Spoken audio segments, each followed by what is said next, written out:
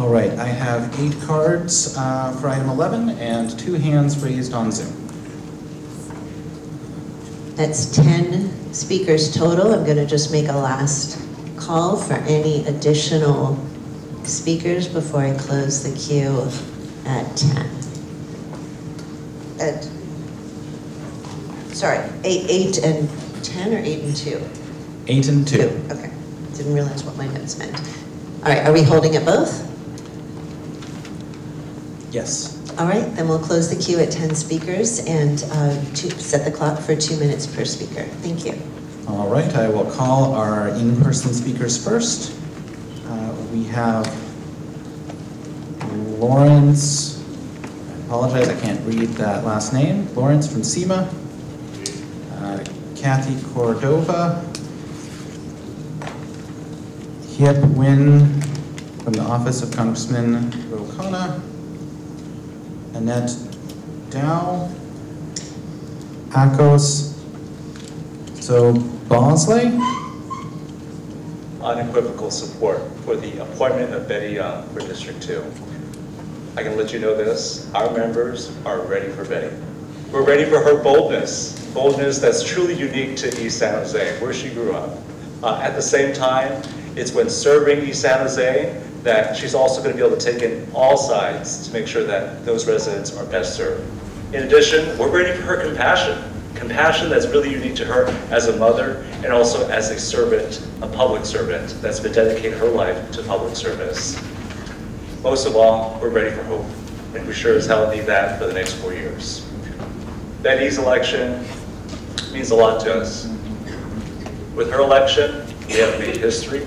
Now, we must make progress. Thank you.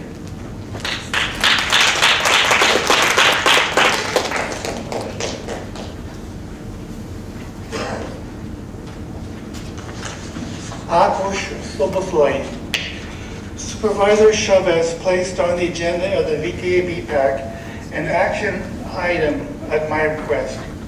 For pedestrian safety, stop forcing many pedestrians to cross an expressway 2 times. I'm so sorry, sir. Excuse me. This is to speak only on Betty Young's? Yeah, that's what I'm talking about. Gotcha. Please continue. Like, not just one side.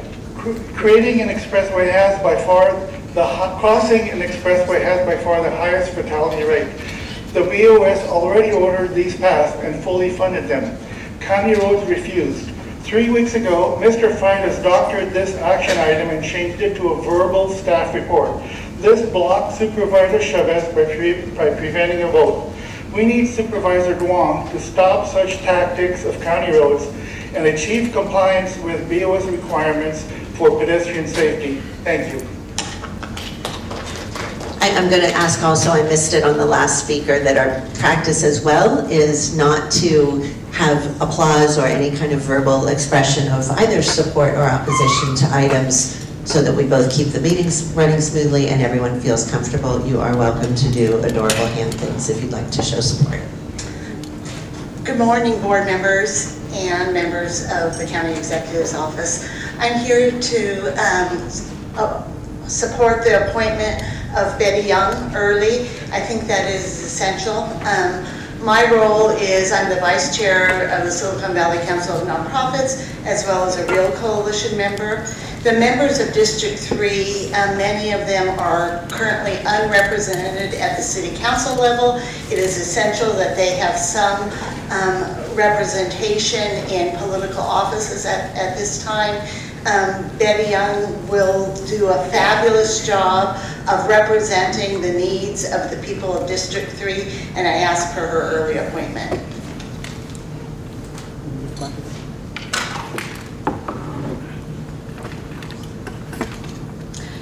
Hi, I know I've called all of your offices at least a couple of times, and I've emailed as well, but I wanted to say again that I really appreciate you putting on this agenda having representation for District 2.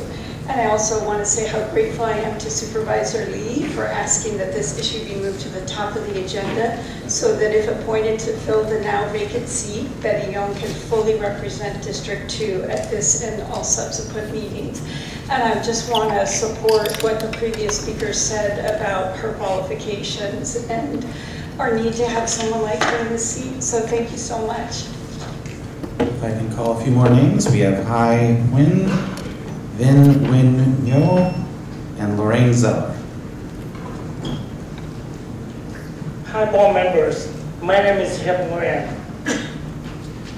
It's my honor to represent Congressman O'Connor to be here today to support Betty Duong for her incoming position as a member of the Board of Supervisors in Santa Clara.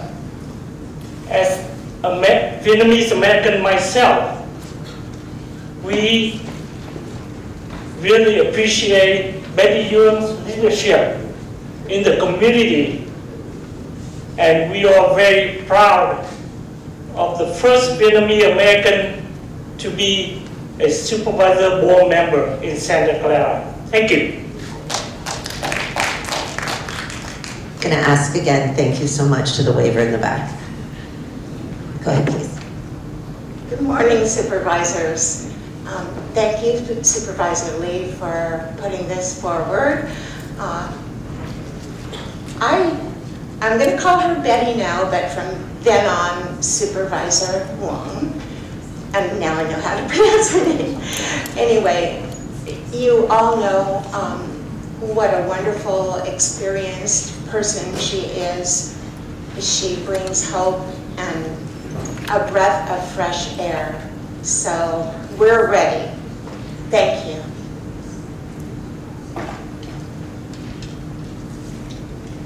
Hi, County Supervisor. My name is Hai Nguyen. I'm the founder of Voice for Vietnamese American Foundation. I have known County Supervisor City Chavez and Betty Duong for many years. And I live in District 2. I come here to support for Betty to be appointed to be the County Supervisor. We need her, especially during the winter and during the holiday. Thank you.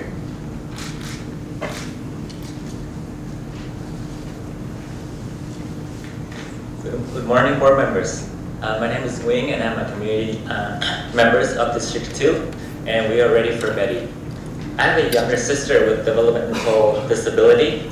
We all came from the Vietnamese community, and we are in need of Betty's support to continue what Cindy Chavez has achieved. Thank you.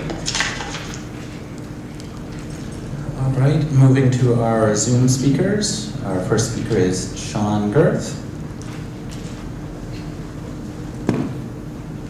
Looks like Sean disconnected there. Our first speaker then is Katie Joe.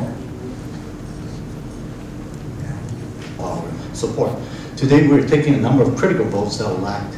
The vote of a supervisor represents 1/5 of our county, serving more than 375,000 residents, would be a disservice.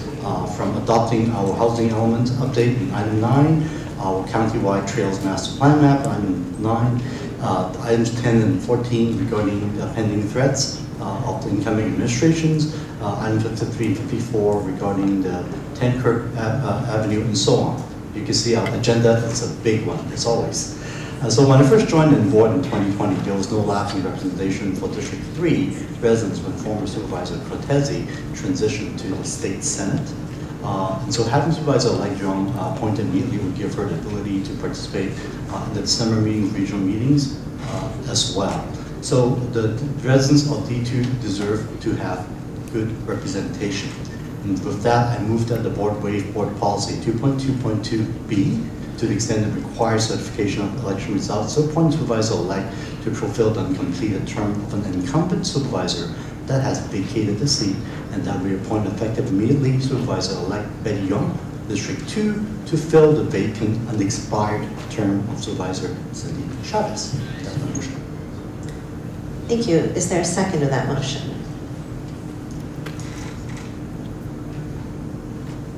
I'll second it. Wonderful. Any additional comments? Supervisor Smidia? Just a question for the maker. Sure. Just to clarify for the record and the clerk of the board, the motion is to make the appointment and to fill the seat for the limited period that is the remainder of the unexpired term of former Supervisor Chavez. Is that correct? That's correct. Thank you. I just think that's helpful for the clerk in the record. Exactly. Thank you very much. Supervisor Arenas? I also have a question. Since, and this is for County Council, since the votes and there's no ratification of the election just yet. And so would you address that? Because this is not typical. Certification is due to occur on December 5th, but there's no reason that the board can't move forward with an appointment prior to certification per the board rules, and you know, it states that when a supervisor is elected, they can be directly appointed. So there's no. I understand that, but typically it's after certification. Historically, we've done it after certification, correct? Okay, thank you. Any further questions or comments? Seeing none, let's vote on this historic moment. Supervisor Arenas? Yes. Supervisor Smidian? Aye. Vice President Lee? Aye. President Ellinger? With my aye vote, this county has now its very first Vietnamese American supervisor in Betty Young. We have a lot to do today. Our next order of business is for Supervisor Young to take the oath of office.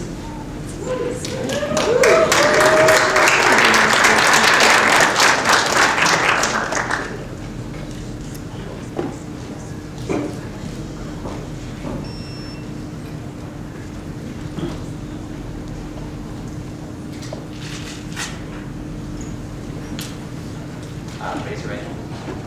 I state your name. I Solemnly swear or affirm do solemnly affirm that I will support and defend that I will support and defend the Constitution of the United States, the Constitution of the United States the Constitution of the State of California, and the Constitution of the State of California against all enemies, foreign and domestic, against all enemies, foreign and domestic, that I will bear true faith and allegiance that I will bear true faith and allegiance to the Constitution of the United States, to the Constitution of the United States the Constitution of the State of California, and the Constitution of the State of California, that I take this obligation freely that I take this obligation freely without any mental reservation without any mental reservation or purpose of evasion, or purpose of evasion, that I will well and faithfully discharge the duties I am about to enter. And that I will well and faithfully discharge and that I will well and faithfully discharge the duties I am about to enter. the duties I am about to enter. Signed here.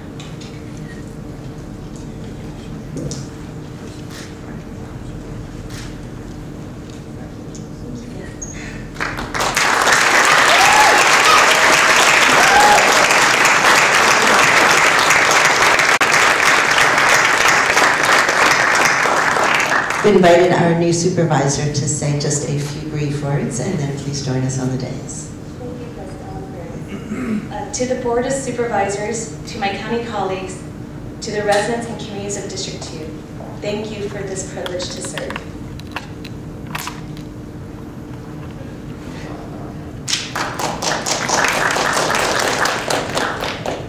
The county welcomed my parents and community almost 50 years ago as clients of the Refugee Resettlement Program. I was born at the county hospital at BMC. My siblings and I were raised on county services and programs. Santa Clara County shaped me, nurtured me, and inspired my commitment to public service. To all the county individuals, retired and current, who built the system to receive and support immigrants and refugees, to the community leaders and members who work tirelessly to create a new home for themselves and one another, to our neighbors committed to creating a welcoming environment and community for all, I hope today makes you proud. It is an honor of a lifetime to join an incredible board who lead with conviction and vision, to continue working alongside the county staff who live the purpose every day in service to our county's well-being and most vulnerable. To our community, thank you for believing in me, for standing with me through this journey, and for trusting me. I am honored and ready to fight for our community as your supervisor. In honor of my parents, I'd like to say a few words in Vietnamese. Kính gửi quý vị đại diện cộng đồng Việt Mỹ, các tổ chức, hội đoàn, quý cơ quan truyền thông, truyền hình và báo chí, quý anh chị, thiện nguyện viên, quý đồng hương và các nước bạn. Trước tiên, Betty xin gửi lời cảm ơn chân thành đến quý vị đã dành thì giờ quý báu để tham dự bữa lễ nhận chức của Betty thay thế cho người tiền nhiệm và Cindy Chavez. Từ thời điểm này đến cuối tháng 12, địa hạt 2 sẽ có người chính thức đảm trách công việc phục vụ cư dân và Betty cam kết sẽ cống hiến hết mình cho trọng chức này. Đây là một cột mốc đầy ý nghĩa không chỉ với riêng Betty mà còn đối với cộng đồng. Khi lần đầu tiên có một người Việt Nam được bầu vào hội đồng giám sát hạt Santa Clara, Betty vô cùng tự hào và sẽ nỗ lực không ngừng để xứng đáng với niềm tình yêu mà quý vị đã dành cho. Xin cảm ơn.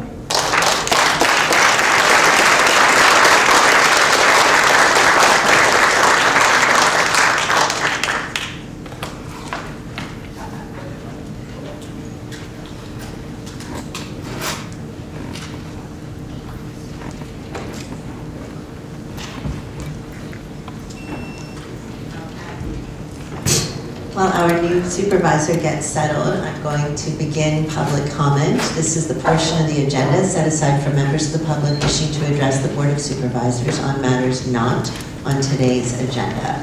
We will hear first from speakers in chambers and then from speakers on Zoom. The entire speakers queue will be closed before the first speaker begins speaking, so now is the time to submit your yellow card and or raise your virtual hand. How are we looking, Curtis? I have 13 cards in chambers. I have 3 hands in Zoom. Wait another moment. I'm so sorry, could you do that again? I was busy typing my comment. 13 cards in chambers, 4 hands on Zoom. We might want to give that one just another moment. Okay. So, final note, especially folks on Zoom, if you are intending to speak on this item, now is the time to raise your virtual hand. Are we holding? We're holding at 4. All right, we'll close the queue at 17 speakers with 1 minute each, please. All right, starting to call folks in chambers. Our first speaker is Charlotte, then Brian, Lindley, Kay, and Mark.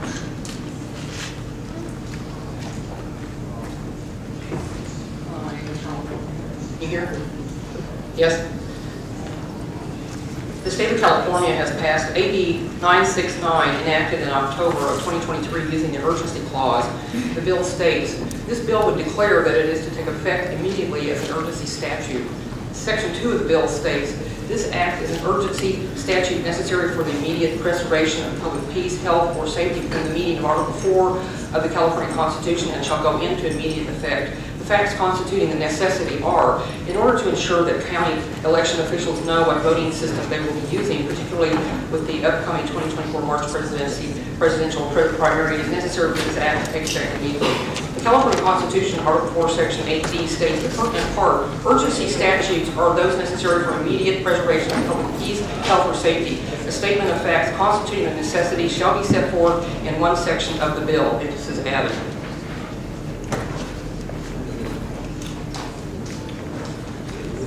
I'm Brian, picking up where she left off. Section 2 fails to state any facts supporting the assertions of a threat to public peace, health, or safety. In this Assembly bill, there are no facts stating either that any election official was unaware of what voting system would be used, nor any facts amounting to the urgency within the meaning of California Constitution, Article 9. Additionally, voting by citizens that occurred accurately counted does not impact public peace, health, or safety. Thus, it is absolutely not logical, legal, or constitutional basis alleged for urgency. Therefore, the use of the urgency clause to bypass normal legislative process was and is unlawful and deprives the citizens of California of the opportunity for public referendum. Misusing this urgency clause to avoid checks on legislation to prevent public input is an abuse of legislative authority. It prevents the citizens from having a voice in the legislative process as required by the California State Constitution. Thank you.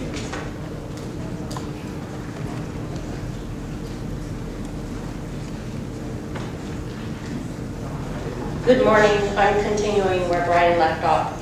Article 2, Section 9 of the California Constitution provides for the referendum process in California. Citizens have the power to approve or reject statutes or parts of statutes, except for emergency statutes and some other fiscal exceptions. If the legislature had not improperly used the process reserved for public health and safety emergencies, the citizens of California could have reviewed and challenged the law by referendum pursuant to Article 2, Section 9 of the California Constitution.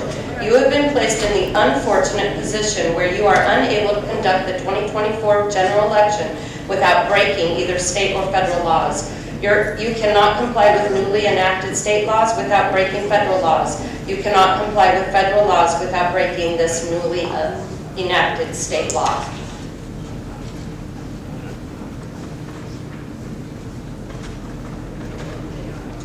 Hi, I'm Kate Music. Additional reasons to cease and desist application of the Help America Vote Act. The Help America Vote Act of 2002, hereinafter HAVA, requires accurate voter rolls to be maintained by the local jurisdiction.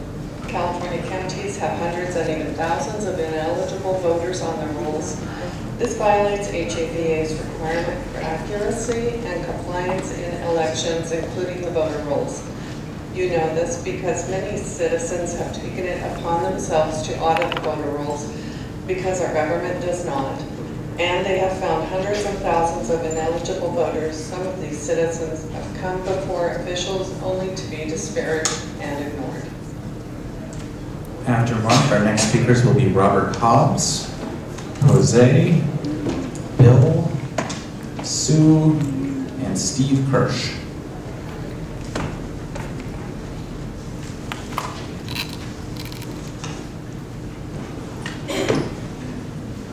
Many of our elections are decided by less than 100 votes, and some by less than 10 votes. Inaccurate voter rolls are an incontestable fact. The Election Integrity Project California reported that they found 1,834,789 more registered voters than eligible citizens in the state voter rolls, including active and inactive voters. HAVA was enacted due to the 2000 Bush-Gore election debacle, which greatly divided voters and destroyed voter trust. Simply articulated, if voter rolls are not accurate and compliant, elections cannot be certified as compliant or accurate, meeting the standards set within HAVA.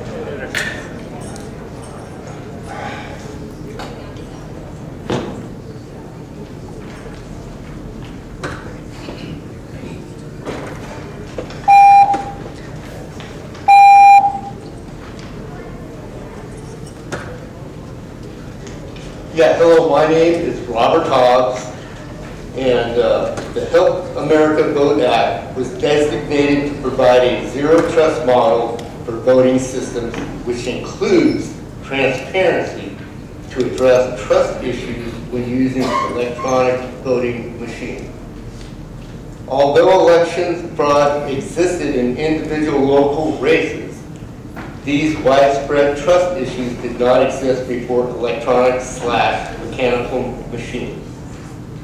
In addition, Help America Vote Act falls under the Civil Rights Act. Therefore, certifying inaccurate or non-compliant elections violates every citizen's civil rights. When elections are not accurate or election laws have been violated. Thank you.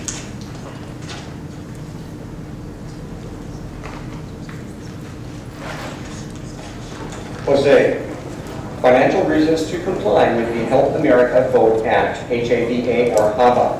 Not only is HAVA a federal law, but because this county has accepted federal money pursuant to HAVA, it is also contract law. This county entered a contract with the federal government when it accepted funds under HAVA. The Board of Supervisors voted to accept these funds. County Council, sir, signed off on the contracts. And the ROV clerk recorder agreed to comply with the terms of that contract. If this county follows California law, and specifically AB... Okay, thank you. Chụp riêng nhiều góc hình. Cái đỏ đỏ là cái gì vậy? Cái quà của cộng đồng người Mỹ. Ồ, đúng rồi. Anh này mới tặng quà cho con. Thank you, thank you. Next time when you want to give something, you ever did say. Okay.